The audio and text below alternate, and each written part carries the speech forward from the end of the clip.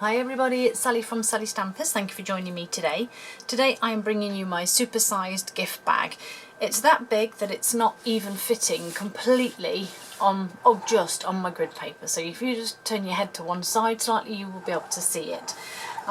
So it has some lovely handles on, so you can obviously use it. It's a decent size, so it's 2 inches deep and it is 10 inches high and 8 inches wide, so it's a really good size.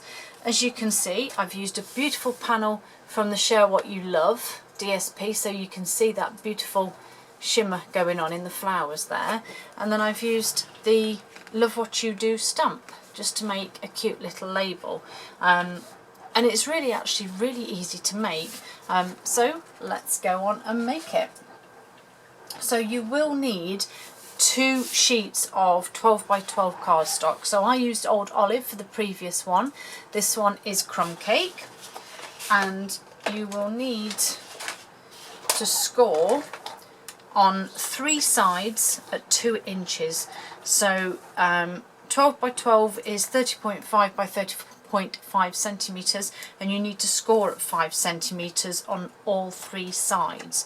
So literally do one side, rotate clockwise, 2 inches, rotate clockwise, 2 inches or 5 centimetres, and so you have 3 score lines, 1 across the bottom, 2 up the sides, and then repeat on exactly the same with the other piece.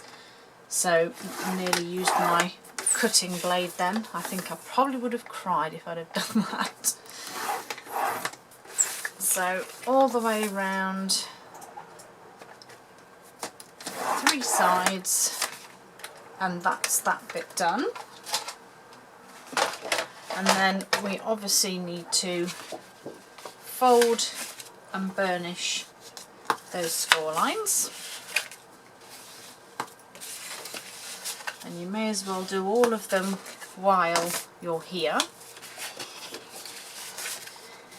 So you can see how simple it then becomes. So on one of the pieces of 12 by 12, we are simply going to cut away the 2 corners squares. Okay, so we're just going to completely cut them away,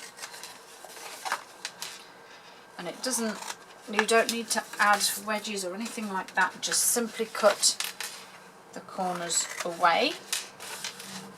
It's quite hard to do all of this on camera with it being so big. And then with your other sheet, we're going to make tabs out of these ones. So we're going to cut down there, and then we're just going to create a tab by cutting out wedges. So one side and one the other. And then all we need to do then is add some adhesive to our tabs here. Entirely up to you which adhesive you use. I did find that it was ideal using wet glue because it gives you that wiggle room. It's always so important when you're making these kind of things. So that's that done. I'm just going to stick that back there so it's the right way. And then we're just going to make up those bottom panels. Just tuck those in and line them up.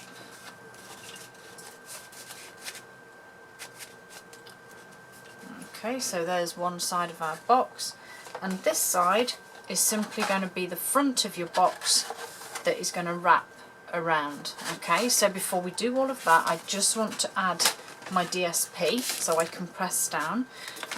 Again, beautiful Share What You Love. This DSP panel is 9.5 inches by 4.5, which is 24 centimetres by 11.5. And I'm just going to use some of my lovely snail. Such a great adhesive because it's so easy, it's handy, it's clean, it's fabulous, and it's really good. really strong. So if you have a pattern, obviously decide which way you want your pattern to work. So there's my DSP on, and then I'm going to flip this over now, and I'm going to go back in on all 3 of these panels with some adhesive. And you can probably still hear that wind. As I mentioned in my last tutorial, it's still windy. So plenty of adhesive on.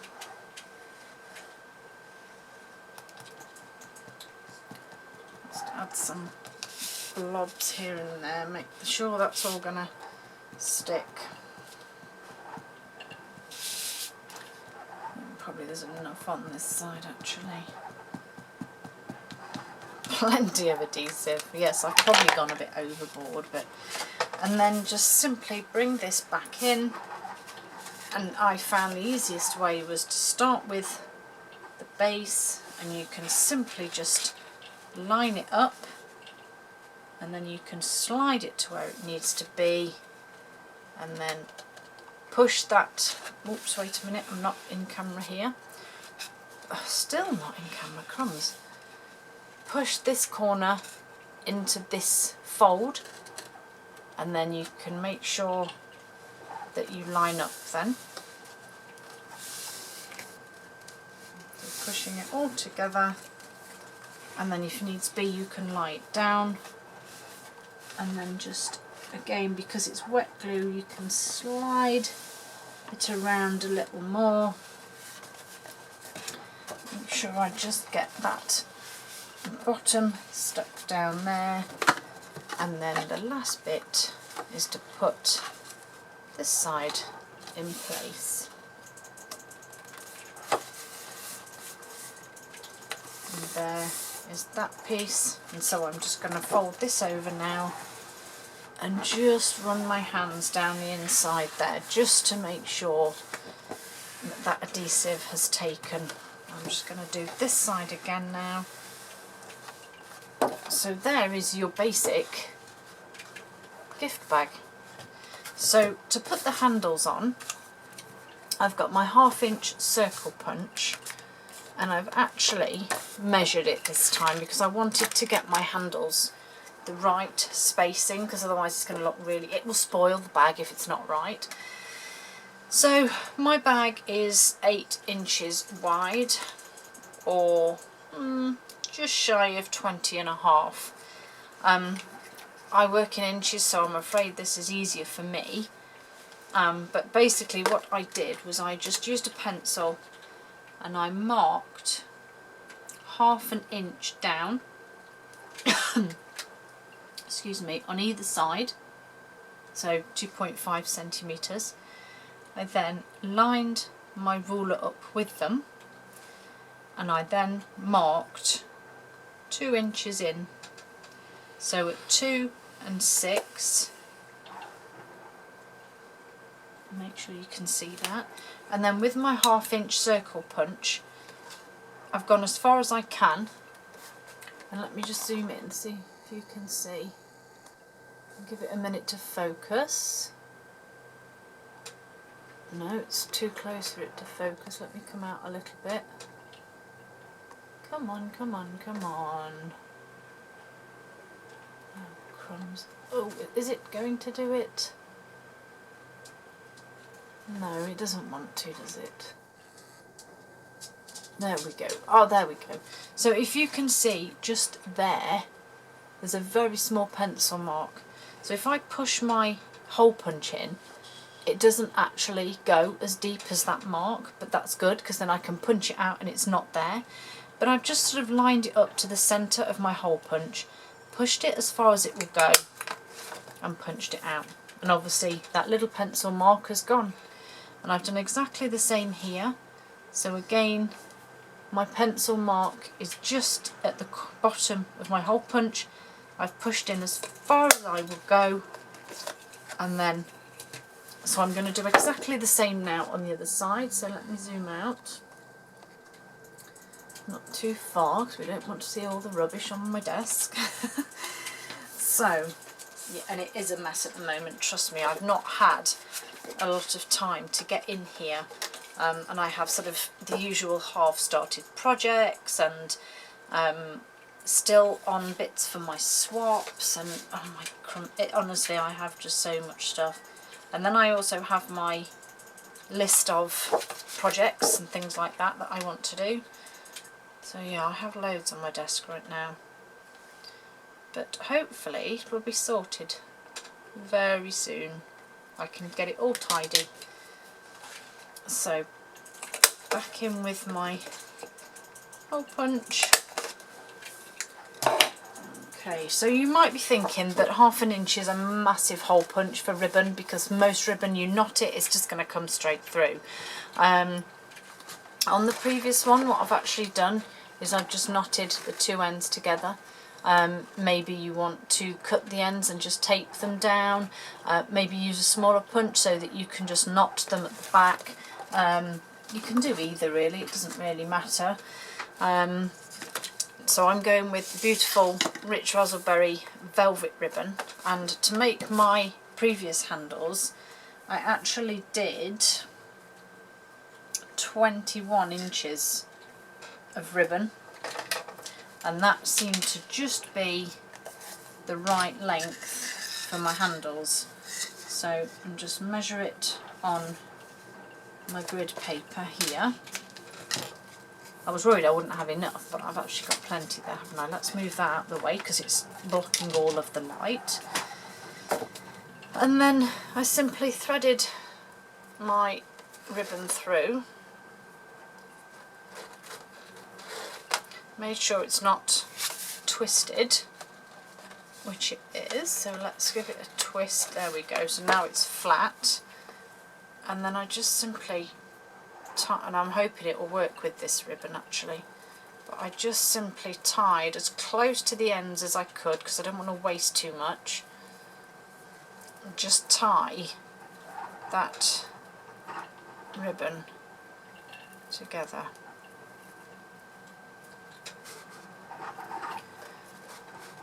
Oh no, we don't want you sliding too much. Okay, so that's pretty good there. I'm going to leave that, no, I'm going to cut that a bit shorter actually. And likewise this side, cut that bit shorter. And then I can just feed it back round so the knot's at the back and you have that beautiful ribbon. So we need to do the same for the back. So again, thread it through.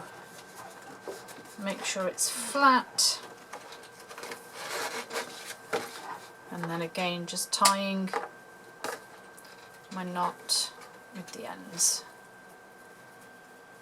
And because I've measured my ribbon and I'm pretty confident that my knot fits, you know, I've got the same space, same waist should I say, that, oops, crumbs, that my handles should, feed that back through, my handles should now, here's the moment of truth, be the same length.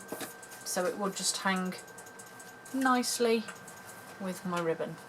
So to make my label, I've actually used the Nature's Twine. Now I know this is fresh fig, but I think that, you know, nobody's going to notice massively. So I have some of my fresh fig to tie my label on with, and then I have some Whisper White and some more crumb cake. So my Whisper White measures 2.5 by 3.5 inches, which is 9 by 6.5, and I'm going with Love What You Do. So I want this pretty flower to start with, which I'm going to stamp in Rich Razzleberry over to the right there. Give that a clean, because Rich Razzleberry has that lovely dye in it that makes everything go pink. So that's that bit. I then want the small shaded piece, this piece here, which I'm going to use crumb cake for, and I'm just going to stamp off once.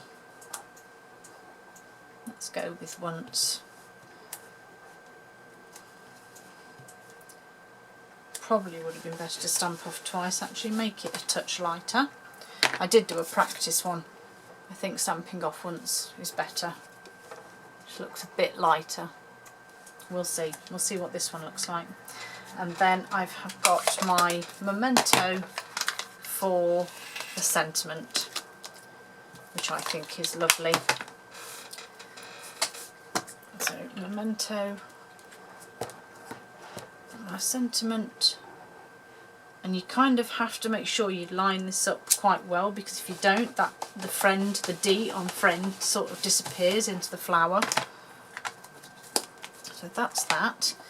And then what I've actually done is, again, used my 1/2 inch circle punch. Now I'm sure I've told you this before, but I have, if you can see, if it'll focus, there we go, 2 little pencil marks here.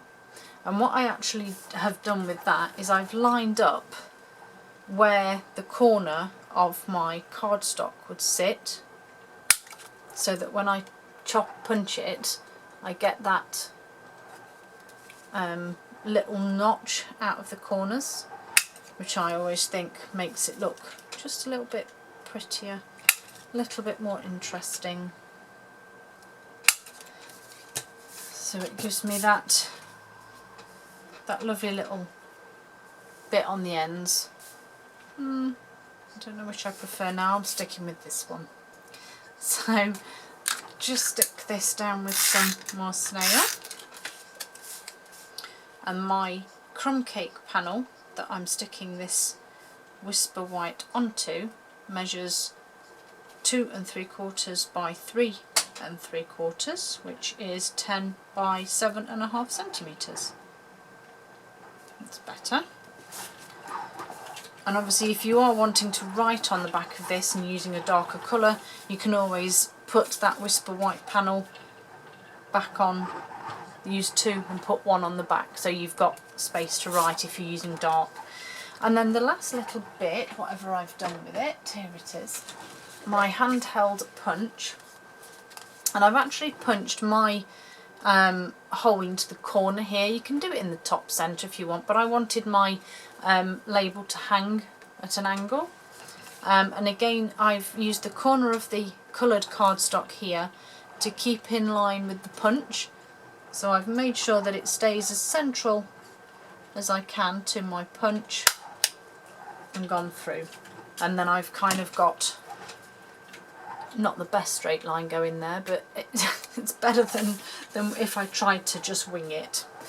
So I've got that little bit of twine here that I've just poked through,